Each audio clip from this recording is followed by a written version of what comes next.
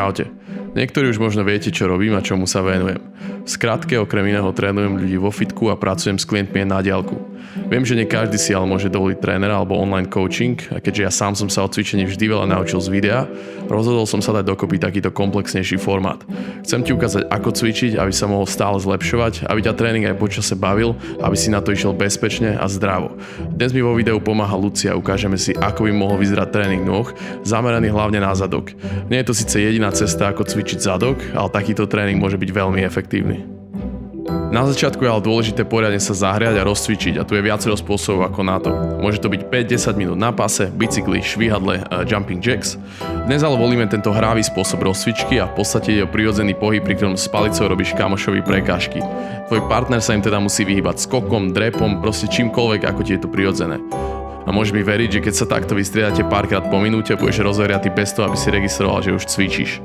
A tento cvik je tiež fajn na základnú koordináciu pohybov, nech okrem tvarovania a postavy, ktorému sa stále venujeme najviac, si aj dynamický, agilný a pohybovo zdatný. V tréningu rád kombinujem aj takéto prvky, nech je to vždy niečo nové, lebo je veľmi dôležité, aby ťa samotný proces tréningu bavil.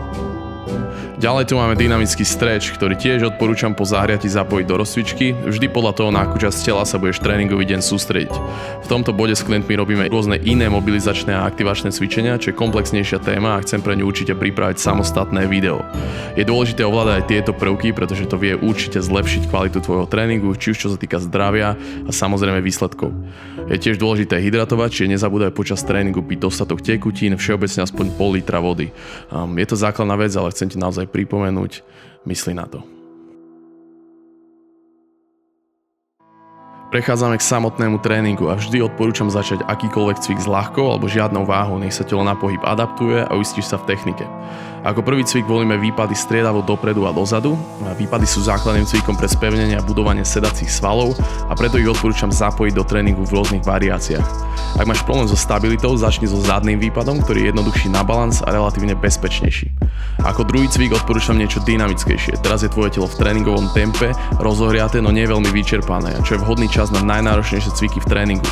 Nie je to síce cvik iba na zadok, no zapojenie výskokov je perfektné na pálenie kalórií, funkčnosť svalov a zlepšenie dynamiky. Striedajte sa pritom tak, že jeden z vás skáče a druhý robí klik alebo je v plenku. A tento cvik môžeš samozrejme nahradiť aj niečím jednoduchším. Napríklad touto variáciou drepu s výskokom, ktorý je tiež komplexný cvik a zaverajú pri ňom okrem zadku aj hamstringy, lítka a samozrejme stehna. Dôležité je odrážať sa späty a mať ako tak rovný chrbát a môžeš si kľudne pomôcť aj rukami, ak ti to pomôže. Skoky nemusia byť vôbec veľké a pokiaľ sa ti to zdá náročné, budú stačiť drepy s vlastnou váhou. Samozrejme, ak ti viacej vyhovuje statické cvičenie, drepy s veľkou činkou sú tiež perfektné. No téme drepov sa chcem venovať časom viacej do hĺbky.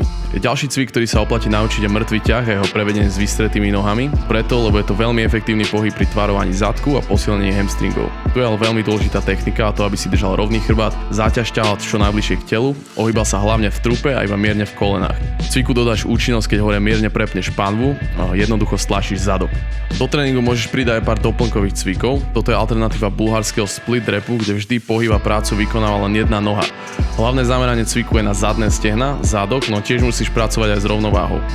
Aby si z toho cviku dostal čo najviac, otlačaj sa nohou, ktorá je hore na platforme a keď už vrchná nevládze, môžeš si pomôcť miernym odpichnutím z dola. Ku koncu pridaj zakopávanie na spodnej kladke. V tomto bode by malo byť telo už celkom vyčerpané, čiže volíme jednoduchší cvik, pri ktorom dokážeš perfektne odizolovať zadok. Je dôležité byť stabilný v bedrách, sústrediť sa na plný rozsah pohybu a aspoň 2-sekundové stlačenie vo vrchnej pozícii. OK, sme na konci. Toto je bonus, ktorý sme spolu párkrát skúšali a je to naozaj perfektný spôsob, ako ukončiť tento tréning. Jednoducho šprintuješ na páse a tvoj partner ťa má doslova na gumičke. Robí ti ňou odpor. Zvol na to určite vhodnejšiu obuv ako ja a myslím, že niekoľko intenzívnych intervalov ti bude na konci stačiť. Ja osobne pri každom tréningu cvičím aj brucho a verím, že pravidelné cvičenie jadra má okrem estetiky aj veľa iných výhod. Existuje naozaj veľa cvikov na brucho, ktoré v našich tréningoch robíme a v poslednej dobe ma baví zapájať tieto otočky s medicimbalom. Je to cvik, ktorý sa zameriava na celé jadro, lebo pri nich posiluješ nielen priamy, ale aj šikmé svaly brucha. Pri tomto cviku sa celý spevni, vyrovnaj chrbát a pošli tam aspoň 30 až 50 dynamických, no kontrolovaných opakovaní. Ľudia, dúfam, že toto video niekomu pomôže a ja budem robiť na tom, aby ich bolo teraz viac a viac.